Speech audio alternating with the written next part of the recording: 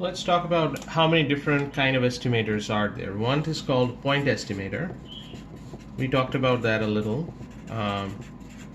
meaning that we don't know the value of the unknown parameters mu or sigma square, and we are pretending that y bar is an estimator, and this is an unbiased estimator, so y bar is a point estimator.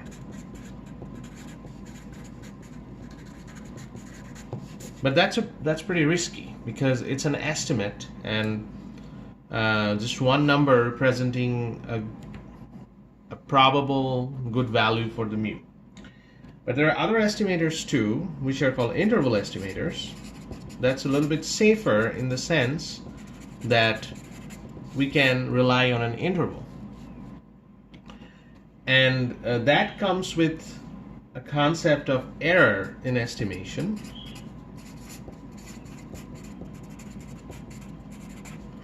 Meaning that if I have a theta hat as an estimator of theta,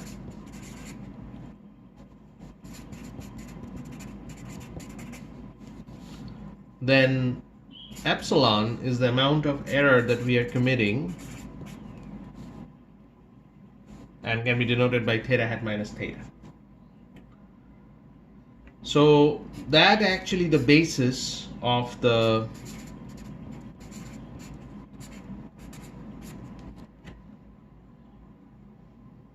interval estimate. So this is the probability that theta hat minus theta is less than b, which if we try to write that this way will be eventually something like this. So that would be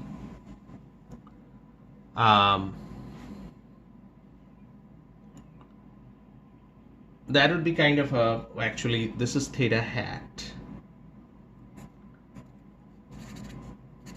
So theta now can be between theta hat minus b and theta hat plus b. So this is kind of an interval including theta that we can draw. A similar example can be given as, if you're already familiar with that, mu is between x bar minus se and x bar plus se. The same concept that is coming from here. This is an example. Now the question is why we need this? Because there are a couple of things that we can figure out. If it's a normal distribution,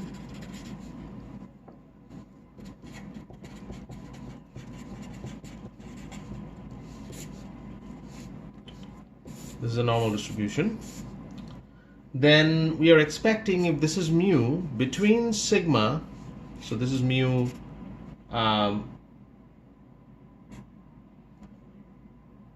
minus sigma, mu plus sigma, mu minus sigma, between this range, within the mu minus sigma and mu plus sigma, there should be 68% of the values. Similarly, if I increase the range between 2 sigma and, so minus 2 sigma plus 2 sigma, it'll be 94 or 95%. Similarly, if I increase the range to 3 sigma, it would be almost 100%, 99.9%. So this is pretty much what we call the empirical rule. And of course there is one called Chebyshev,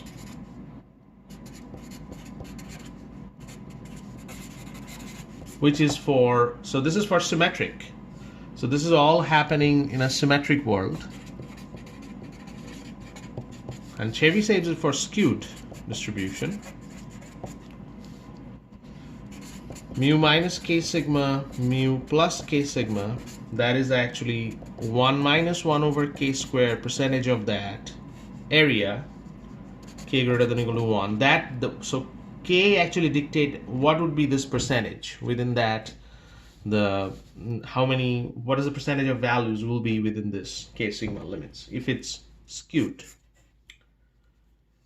Let's talk about some example how to calculate actually the interval estimations. the interval estimation problems.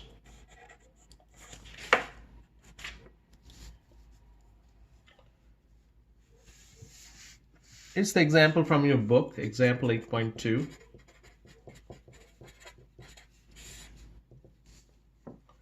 N is 1000 and Y is 560.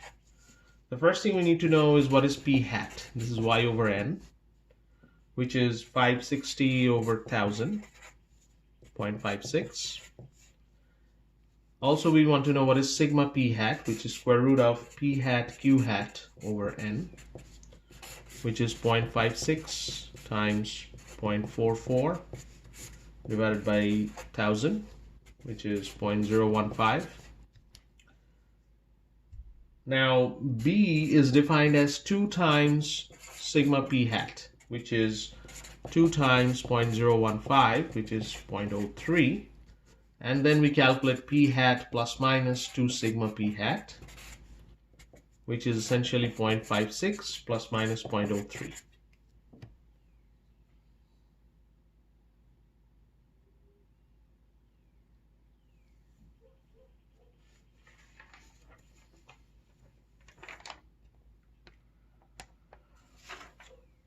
Similarly, example 8.3.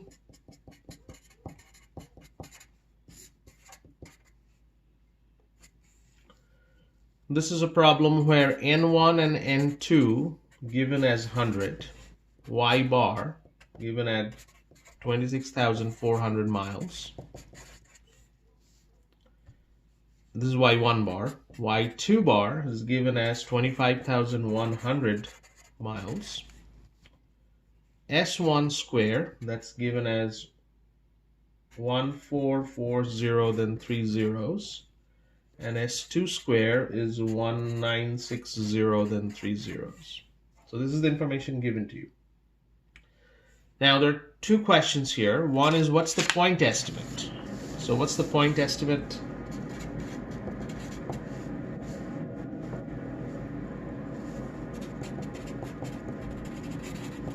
Of mu1 minus mu2, which will be y1 bar minus y2 bar. That will be the point estimate, which is 26400 minus 25100.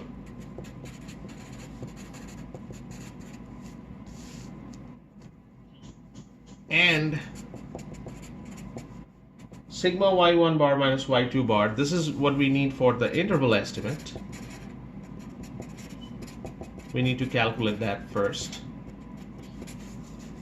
So that would be square root of sigma 1 squared over n1 plus sigma 2 squared over n2.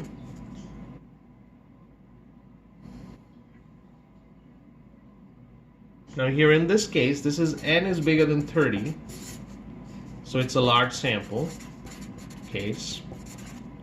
For that, we can pretend that this is the same as s1 squared over n1 plus s2 squared over n2.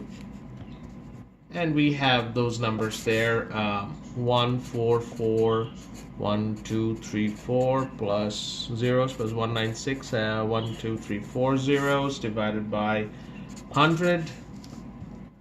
And ultimately the book calculated it at 184.4. So the interval estimate will be y1 bar minus y2 bar plus minus 2 times sigma y1 bar minus y2 bar, which is 1300 plus minus 2 times 184.4.